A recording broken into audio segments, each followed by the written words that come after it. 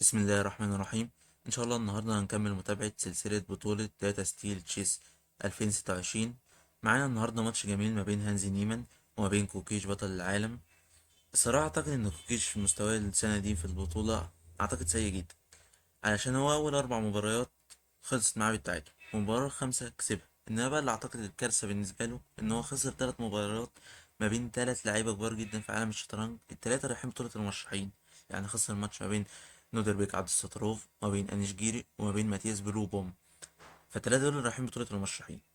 بطولة المرشحين دي اللي ما يعرفهاش هي بطولة بتجمع 8 لعيبة من على مستوى العالم، بتجمعهم بقى على مدار السنة كلها من بطولات كبيرة جدا.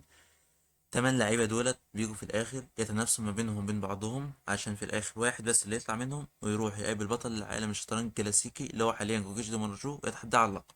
فتخيل إن كوكيش دو مونرجو قابل التلاتة من التمانية اللي هيلعبوا ماتشات كلاسيك، مش رابط ولا بليتز، كلاسيك، وخسر من التلاتة دول. يعني لو حد فيهم راح يقابله على لقب العالم، وده ماتش من الماتشات اللي هتلعب في المنافسة على لقب العالم في الشطرنج الكلاسيكي، فأعتقد هتبقى كارثة كبيرة جدا. هنبدأ إن شاء الله بقى النهاردة نستعرض معاكم ماتش هانز وكنيمان بالقطع البيضاء ضد كوكيش ديموراجو بالقطع السوداء. الماتش بدأ بالإي 4 من هانز وكنيمان، رد عليه كوكيش بالإي 5، نايت على الإف 3، نايت على السي 6، بيشوب بي 5. ده الافتتاح الأسباني أو الروي روبس. يرد عليه كوكيش بالمورفي ديفنس ويلعب الإي 6. الإي 6 دي بتدخلنا على المورفي ديفنس.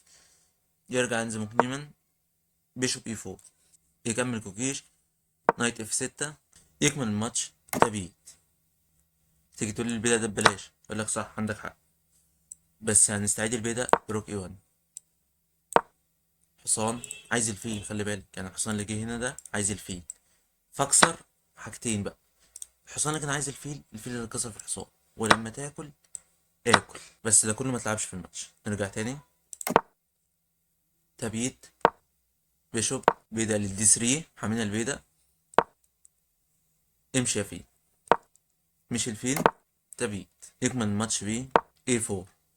اي 4 دي بقى هدفها ايه؟ هدفها انه ياكل البيضة دوت، والرخ ديت هتبقى ببلاش. لو كان البيضة ده بالبيضة ده فيبقى خدنا بيضة مجانا وضاغطين كمان على الحصان. بس ده كله محصلش ليه؟ عشان هو لعب بيشوب بي 7. بيشوب بي 7 دي هدفها ايه؟ انك لما تاكل البيضة، لما تاكل البيضة، تاكل بالبيضة الرخ محمي. كمل الماتش بروك اي 1. لغى فكرة الربطة بتاعت الحصان. قلت له بس دي مش ربط، اقول لك معاك حق، بس انا لو حبيت احرك الفيل هتبقى ربط، فليه ما افك الربطة من قبل ما تحصل؟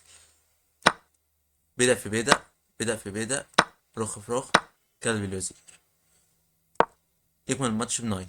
نايت ده عايز البيضة، ربط النايت، لو كلت البيضة اكل رخ تبقى كسبت فرق. فقال له انا فكيت الربط، قال له ماشي، دي شلت النايت. كلب البون حمل بيضة. ليه حمل بيضة؟ عشان عايز يحرر الحصان ده. هتقول له ما كان يحرره، اقول لك لا، ما مثلا لو لعبنا نايت هنا البيضة ده ببلاش، ليه اسيب بيضة ببلاش؟ تمام. نرجع. حمل بيضة عشان يحرر الحصان ده بعدين. يكمل الماتش بكوين بي 1. كوين بي 1 ديت هعرفك فكرتها ايه دلوقتي. يكمل الماتش، فعلا حررنا النايت، لعب نايت اي 7، بيحاول يلاقي افضل الاماكن للقطع بتاعته. سي 4، بون تيكس سي 4، بيشوب تيكس سي 4. تعال نكسر الفيلة. لا مش هكسر، خلاص اعدي المكان فيلي واروح بين الجناح التاني، يمكن اهجم على الملك، او يمكن احسن الفيل، او يمكن اكسر الفيل ده مع قطعة اهم. قال له ماشي. تخيل بقى الكوين دي كانت فين؟ الكوين ديت كانت على الدي 1، راحت للبي 1 عشان توصل فين؟ توصل للبي 2، كوين بي 2. قلت له ايه اللفه دي؟ ورايح يعمل ايه على الكوين بي 2 يعني؟ هيجي دلوقتي في الماتش هقول لك هيعمل ايه في البي 2. ضغطنا على الحصان، عايزين نكسر وندبل البياد. شايف بقى الفكره دي؟ من كوين لكوين لكوين، ده كله عشان يلعب ايه؟ هو بيحضر للنقله دي. فقال الاول هلعب روك اي 1. لعبنا روك اي 1، راح كوكيش بالكوين للكوين بي 8. هنا بقى هو شاف نقله جميله، بس جميله ما كملش في حساباتها قوي، او يمكن كمل بس ما شافش النقله اللي الانجن بيقترحها في الاخر. قال لك البون ده ببلاش. في بلندر صعب بصراحة. نقلات الانجن اللي جابها الدفاعية جميلة. هتقولي ازاي ببلاش؟ ده مستحيل يكون ببلاش، دي قطعة هي اللي ببلاش. اقول لك لا، ما في فكرة. بعد بونتيكس في هنا بقى اللاين اللي اعتقد ده هانز ممكن حسبه، بس بعد ما كمان لو خدت بالك يعني. تعالى ثانية، سيب الفيل ده في حاله دلوقتي. نرجع، عايزين نرجع. تخيل وقت الجوجيش كام؟ ساعة 26 دقيقة. تمام. بعد النقلة قعد دقيقتين وكل النايت. فأعتقد هانز ممكن قلق، وبالذات إن هو خد كام دقيقة. خد 4 دقايق وكل البيتا. يعني أنت أول حاجة تحسبها في التضحية اللي هو لو كل، ما أنت ما تروحش تضحي وتقول إن شاء الله مش هياكل، وإن شاء الله وكل حاجة، بس دلوقتي هو لو كل هنعمل إيه؟ فأول حاجة تحسبها هي الأكل. فمعنى إنك أنت إنه أكل، وإنك أخدت وقت إنك فكرت إنك شفت حاجة، يا إما التفريع كان غلط، او انت كنت شايف حاجه وبعدين اكتشفت ان هي غلط. التفريع اللي اعتقد بقى ان هو كان حاسبه كان ايه؟ بيشوب بي 4. تقول لي بيشوب بي 4؟ يعني هو ساب قطعه اللي هو النايت اللي كان هنا لما ضحاه وكان بالبون سابه مجانا، يوم كمان سايب لي البيشوب اللي هنا ويديه لنا؟ ده راجل طيب جدا، ده ناكل البيشوب والحمد لله كسبت. اقول لك لا، الحمد لله على كل حال، بس في بيشوب تكسبون بكش. تاكل باللي تاكل بيه، تاكل بالملك، تاكل بالروك، في ايه؟ كوين فيليج. هتقول لي الله، طب ايه فايدة النقلة دي؟ يا عم مش بلاش، ايه فايدتها؟ هكمل باللي كمل بيه، ايه فايدتها؟ ضغط على الحصان ده اللي مربوط مع الرخ. تقول لي يا عم عادي، فكيت الربط، يلا وريني عندك ايه. عندي كتير، هات الحصان. يا عم كلت الحصان، عندك ايه؟ عندي نفس الكش ونفس الكوين اللي ببلاش. خلاص يا عم، خلاص خلاص. الحل الوحيد للنقلة دي ايه؟ كوين هنا. وبعد تفريعات برضو من الانجن الحصان بيتحمي. هتقول لي طب ما اكل البيضة اضغط عليه باتنين، اقول لك لا، اطلع هات الكوين، هات الفيل اللي انت عايز بيه الروك، خلاص هكسر الفيل ومعايا قطعة. نرجع تاني، نرجع. النقلة دي بلندر، كمل عليها كوكيش بونتكس نايت. هنا لما شاف ان هي بلندر كمل عليها بكوين اي 5. الجيم يكمل بايه؟ بنايت هات الكوين، كوين جي 3 بون. البون ده فايدتها ايه؟ عايز يكسر، الراجل معاه قطعة، عايز يكسر، يخلع بالقطعة، يكمل بالنقلات، يطور الأفضلية واحدة واحدة، يكسب. لازم يكون قال لك لا، ده مجنون، ده اللي انا خسران قطعة، اكسر ايه؟ ما لو كسرت الوزر اكمل بايه؟ الملك هو اللي يطلع يهاجم.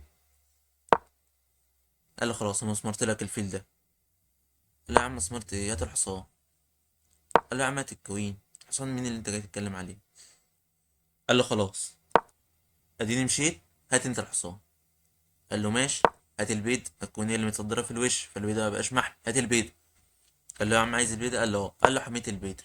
كمل بقى بتطوير الكوين، تطوير الرخ، ونكمل الماتش.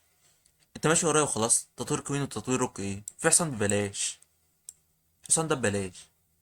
تقول لي ببلاش ازاي يا عم؟ قال لك ما البيدق ده مربوط مع الفيل، مع الكينج، معلش مربوط بالفيل مع الكينج، فالبيدق ده اتحمى والحصان ده بقى مطلوب، فيكمل الماتش ببريليانت موف كوين سي 8. تقول لي يا نهار ازرق، بريليانت ازاي؟ دي بلندر. بلندر ازاي يا عم؟ تقول لي ما انا اكلت اهو، خدت القطعه بتاعتي وابدا بقى اطور انا الافضليه واكسب. ده انا ادرب قطعه في بدايين واديني خدت قطعه ببلاش، يبقى اديني كسبت بدايين. اقول لك لا، انا عندي النقله دي، هتاكل بالبيدق، اكل الكوين بتاعتك. تقول لي يا عم وانا مجنون، اكل بالبيضة ليه؟ انا هاكل بالبيشو زي ما هو. ثانية، كل، دفعت، اكل بالبيشو. رابطة معايا قطعة، عايز كمان قطعة دي لو كنت حركت البيشو ده يسقط. اقول لك لا، انا عندي نقلة هنا جميلة جدا. تقول لي هي ايه؟ كوين تكس. فكيت الربط اللي كان حاصل للبدأ ده. تاكل كويني، اكل كوين. حلو حلو.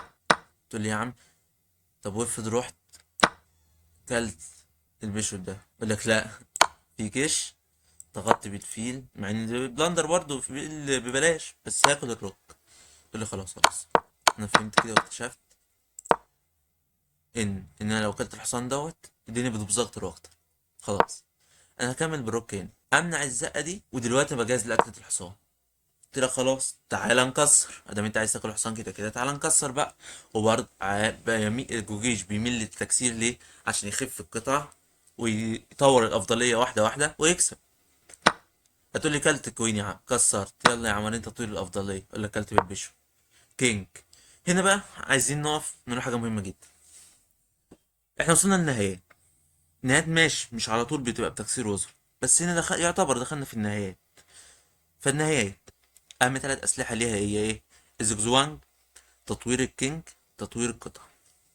فهو بدأ بتطوير الكينج. الكينج ده هيبقى مهم في النهايات، يدعم الدفاعات البيدقية من الضحك قطعة في بدائين، فعايز ازق البدائين دولت يمكن واحد فيهم يسلك ويبقى كوين واكسب الماتش انا. قال له ماشي. رجعت هات الروك. قال له هات انت الفين. قال له ماشي يا عم تعالى هات تكسير تاني. قال له لا انا هطور الكينج. قال له ماشي هكسر انا. قال له ماشي كلت بالبون. لعب له هنا الاف 7. اقف البلدي دي عند حدها، عايز تاكل بالمرور اكل بالحصان اللي يعتبر واقف هنا ما بيعملش حاجه وممكن يتحبس في اي وقت ونكمل الماتش. قال له يتحبس في اي وقت؟ لا بعد بس النايت ده كده. قال له حميته بالملك. قال له طب تعالى يا روك. انتوا لو واخدين بالكم يعني النقله ديت ان اكيرسي ماشي وغلط، بس واخدين بالكم من ايه؟ يعني تخيل، بص على الوقت، ركز معايا على الوقت ده وانا برجع كده. تخيل بص هنا 8 دقايق. دي النقله كام؟ دي النقله 31. هو عايز في الثمان دقايق دول يلعب كمان 9 نقلات عشان يوصل للنقلة رقم 40 وياخد ال 40 دقيقة زيادة. خد في تطوية الكينج دي حوالي 5 دقايق. فالوقت بدأ يسيح منه في النقلة دي. يلا حشو املي نقلات، عايز اوصل ل 40 نقلة وبعدين ابدأ افكر ونشوف وضعي اخسرها ولا مكسب ساعتها. قال له طب هات البيت. قال له لا ركز تنام شوية. قلت له الحصان ده بيتحبس، الحصان ده اتحبس. ازاي يا جدع؟ اكل حصانك بيروح فين؟ حصانك اتحبس. ايه ده؟ حصانك اتحبس فعلا. ومضطر اضحي. ياكل ياكل والعب كده. اه نبقى اتعادلنا. يلا ضحكت عليك يا عم. لا يا عم انت مهيس ولا ايه؟ ضحكت على مين؟ اكل بالمرور. اكل بالمرور.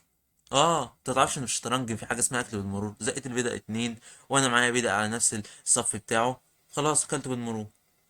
يا عم ماشي هنشوف اخرتها. كلت البيضه. يا عم هات البيضه. يا نهار ازرق على الغم، انا معايا دقيقه ومحتاج في الدقيقه دي العب 3 نقلات. للاسف ماشي. نلعب بيشوب. حمينا البيدق. هات البيدق. نكسر البيادق ومعاه قطعتين وبيدقين، وساعتها ابقى انا بكسب برضه. يا عم اكل بيدق ببيدق. بيدق ايه اللي تاكله؟ البيدق مربوط. البيدق مربوط. طب تعالى نحمي البيدق. كل البيدق. كلت بالروك. كلت. وهنا جاي البلندر. في حاجة بس قبل ما اوريك البلندر اللي حصل، يعني حاول برضه توقف الفيديو هنا وتفكر. يعني تخيل بقول لك حاول توقف وتفكر ايه اللي هو البلندر. بس هنرجع تاني للنقلة دي. كان في نقلة عايز اقول لك عليها. اه النقلة دي تقول لي خلاص بقى دي حبسة رسمي للحصان.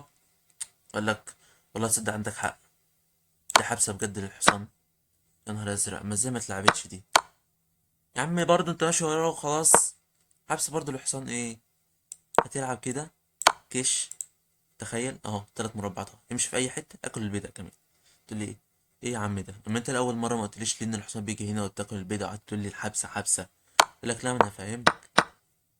المرة اللي فاتت كان في بيدق هنا، شايف البيدق ده؟ هو اللي منع ان الحصان ينط هنا ويدي للملك كش. عشان كده. ماشي. يكمل الماتش يبقى هنا مفيش حبس الحصان ولا حاجة، فكان البيدق عادي. رجع كمل هنا البنطر. مش عارف بقى هو خاف من الدفاعات ديت، خاف من ايه؟ خاف من البيدق السالك. قالك اخف قطعة واخد بدقين وبدقين وقطعة صد بيدق وقطعة، والبيدق ده هيبقى ضعيف واضغط عليه واخده بالكينج واكسب وخلاص. بس حسابات مش انجينية اوي. كل كل هنا على طول. تخيل بقى، بص هانز بوكنيمان وقته قد ايه؟ 31 دقيقة. لعب النقلة 31 وشوية، يعني هو قعد 10 ثواني بالظبط، 10 ثواني بالظبط وكل. اساسا مش هفكر انا خسران قطعة، يعني لو ما كلتش دي خلاص اقوم اسلم واروح، لا هاكل القطعة وبعدين ادور. لعب نايت تكسبون بكش. قال له ماشي يا عم اطلع. طلع بالكينج بيدعم بقى زقات بادئ. ما هو ده البدء، ده النفس الوحيد ليه. يعني هو حاليا ده النفس الوحيد اللي هو ممكن يجري وراه. ازق البيدق، تضحي في القطعة، اضحي البيشوف بتاعي في البدائين ونتعادل نسلم على بعض ونمشي. هنعمل ايه يعني؟ قال له لا انا هبدأ اجي لك من الملك واضغط. قلت له يا عم ده انا هعدي وادعم. قال لك والحصان ده اللي واقف ده بيعمل ايه؟ الحصان ده بيعمل ايه؟ ركز. راح بالبيشوف على البي 4. كمل بالكينج. رجع تاني هات الحصان. اداله كش. رجع تاني. خلي بالك بقى الحصان اهو مربعاته ايه؟ مربعاته دي ودي. اتنين ماسكهم الكينج واتنين ماسكهم الفيل. المربعات دي كل ما تتكهكر عادي، انا عايز كده اساسا، عايز تتكهكر وافضل نعيد في النقلات ازق في البيدق وفي الاخر تضحي البيدق دوت في الحصان في البيدق دوت، وانا اضحي الفيل في البدايين دول ونتعادل. بس ده ما حصلش. اللي حصل ان هو دخل بالملك، قال له لا، تعالى نلعب كده نقلات لغايه اما اشوف فكره المكسب. قال له ماشي، يلا. انتظار كش. وماله، تعالى تاني. تعالى تاني. قال له ما تقرر بقى يا عم، قرر بقى يا عم، نتعادل ونقول نمشي. قال له لا، قرر ايه؟ انا لازم اكسب، انا هخسر بعد كل الماتشات دي ولا اتعادل بعد الماتشات دي؟ ما التعادل هنا يعتبر خساره برضه، يعني انت ما تبقى واخد قطعه وانت بطل العالم في الشطرنج الكلاسيكي وما تعرفش تترجم الموقف، فانا مستني موقف يترجمه يعني.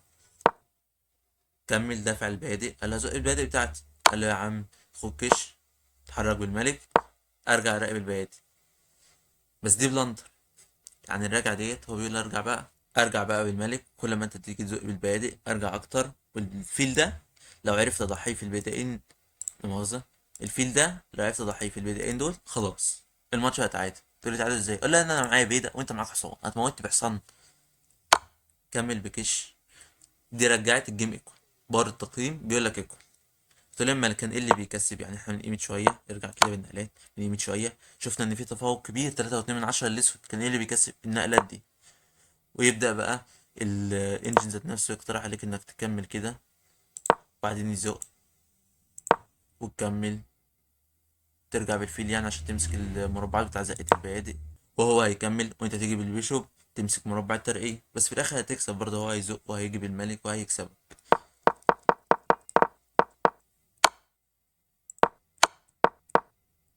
اما اللي بعد النقلة دي جوكيش عمل ايه؟ جوكيش مع انه مع 18 دقيقة بس ما شافش الفكرة دي. ما لعب ايه؟ لعب نايت بكش. هانز كنيمان اكيد فرح في اللقطة دي. تعال، زق البيض، قال له خلاص انتظار. قال له ماشي، جيت بالنايت. قال له تعال، مسكت ايه؟ زقت البيض. قال له ماشي، رجعت بالنايت تاني. قال له انا رجعت بالملك تاني. قال له انا رجعت بالنايت تاني. قال له انا رجعت بالملك تاني. هتكرر والماتش يخلص تعادل وخلاص؟ قال له لا، انا هكمل بزقة البيت. قال له مال، ارجع انا بالملك وامسك زقة البيت. قال له زقة البيدق تاني.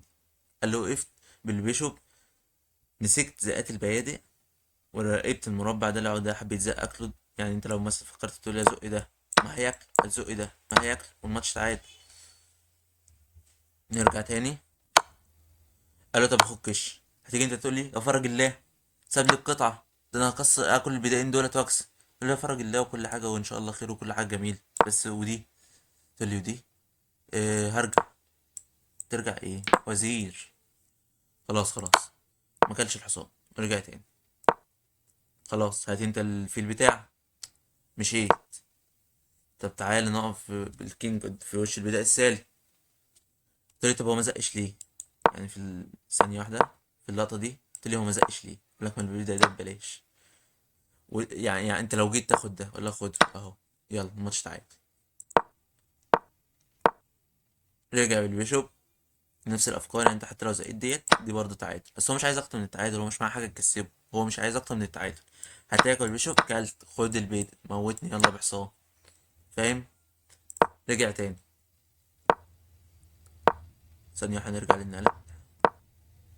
رجع بالملك، رجع بالبيشوب على الاي 1، يكمل الماتش بكينج اف 7. خلاص بقى كوكيش معاه دقيقه و49 ثانية بالظبط. خلاص مش لاقي نقلات، مش لاحق يفكر في أي فكرة للمكسب، فبيحاول يقرر يمكن فكرة في النص تجيله للمكسب ولا حاجة يكسب بيها. بس للأسف ما جاتلوش أي أفكار للمكسب. والإنجن برضو متفق إن الماتش تعادل. كمل شوية، اتفق درو درو.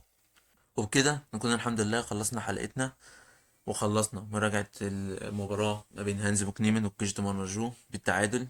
وكده كويش بقى معاه 6 نقط من 12 جولة، وهانز بوكنيمن معاه 7 نقط من 12 جولة.